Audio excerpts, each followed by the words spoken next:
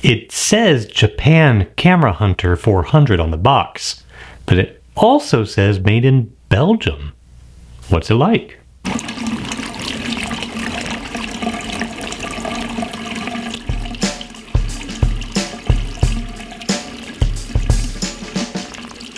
I wanted to do some more film comparisons to Tri-X like I began earlier in the year.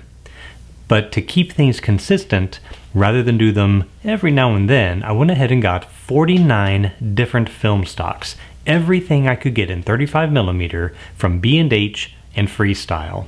So unless they were out of stock, I got a roll of it. Now, if this part of the video seems familiar, it's because I'm using this portion of the video for all 49 of them rather than record it 49 times. So if you want to skip ahead to the H&D curves or the prints, time codes are right over here. For those of you that haven't seen this part of the video before, here's what I've done. So I wanted to use each film with the exact same shot, which is a headshot of me with a Kodak Gray Card Plus, which happens to have a red, blue, and green patch, a cyan, magenta, yellow patch, and then a dark and a neutral flesh tone. Then, with those shots taken, I bracketed every shot in third of a stop so that we can make sure we have a negative of equal shadow density to the base target film of Tri-X. Now, the reason I use Tri-X is because it's just been around for a long time and it's a very popular film. So it's a good base film to compare everything to.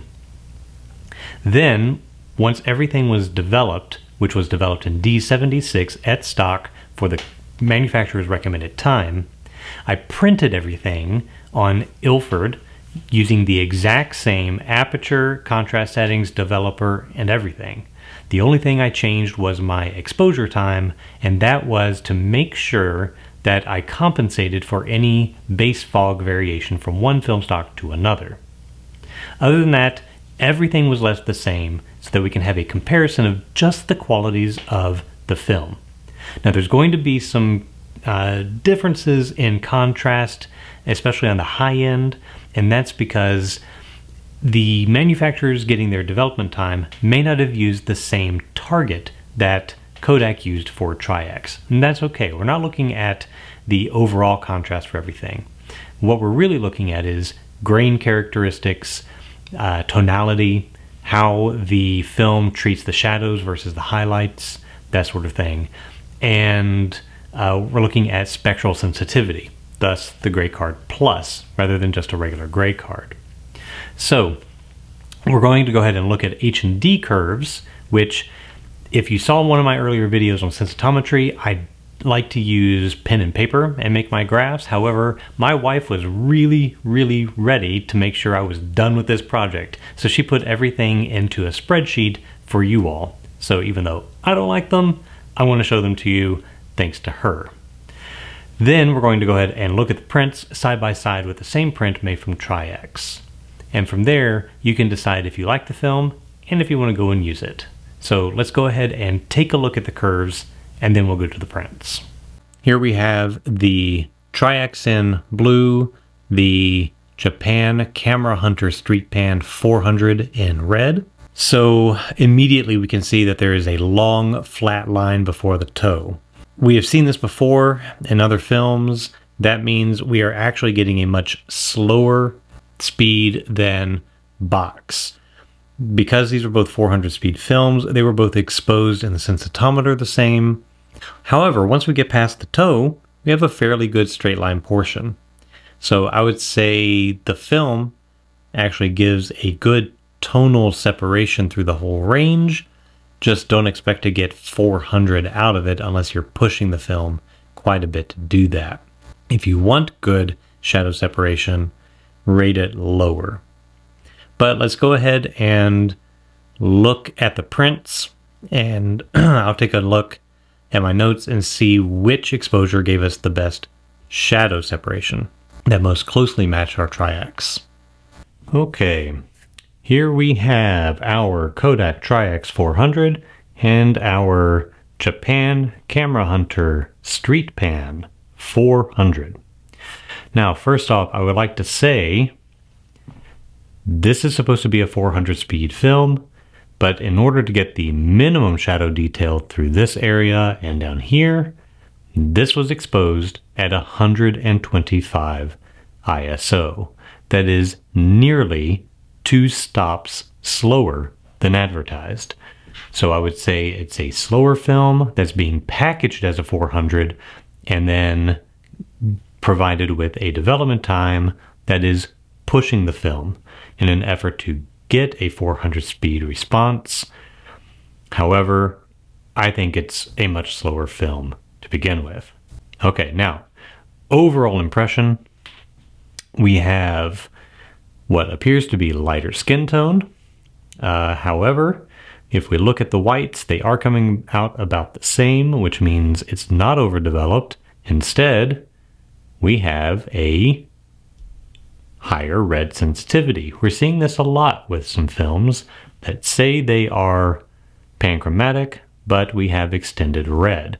That gives us lower cyan response, but that extended red is giving us these brighter tones in skin, particularly in my skin that does have quite a bit of red in it. So, as I've said with other films, it's great for portraits and smoothing out some of the blemishes in skin tone. If you shoot this on landscapes, you're going to have brighter reds, darker skies. Not a lot darker, just a little darker. Overall though, tonality looks good, detail looks good, but let's zoom in and see some of the particulars and how it compares. Okay, looking closer in, getting a nice clean shot of the grain, we can see that it is pretty much exactly like Tri-X in terms of size and graininess. Being a quote-unquote 400 speed film, I'd say the grain is pretty good. Finding out that I'm actually getting this amount of shadow detail at a 125 speed film means it's fairly grainy for a 125 speed film. Overall though, the grain is nice and sharp. We are getting good gradation from black up to the highlights here in my skin tone. So at least that is giving good tonality in those areas. Let's go ahead and look at the shoulder and check some of the detail down in the fabric. We have the fuzzy edge of the silhouette of my shirt as it is up against the background. Background shows that smooth tone to clearly see the grain. We can see detail in the fabric of the shirt. That's good. Looks like we have nice smooth tonality from black to mid-tones. So overall, good performance in this area. Nice small details, not obscured by the grain. Let's go ahead and look at the other side of the shirt. And here we can see the actual fabric, and the weave of that fabric is still nice and clear. We are getting really good texture and sharpness in the collar and on the seam along my shoulder and in the skin of my neck. So overall, fantastic performance from this film. It's just a much slower film than anticipated. Otherwise, pretty good. Let's look at the skin tone.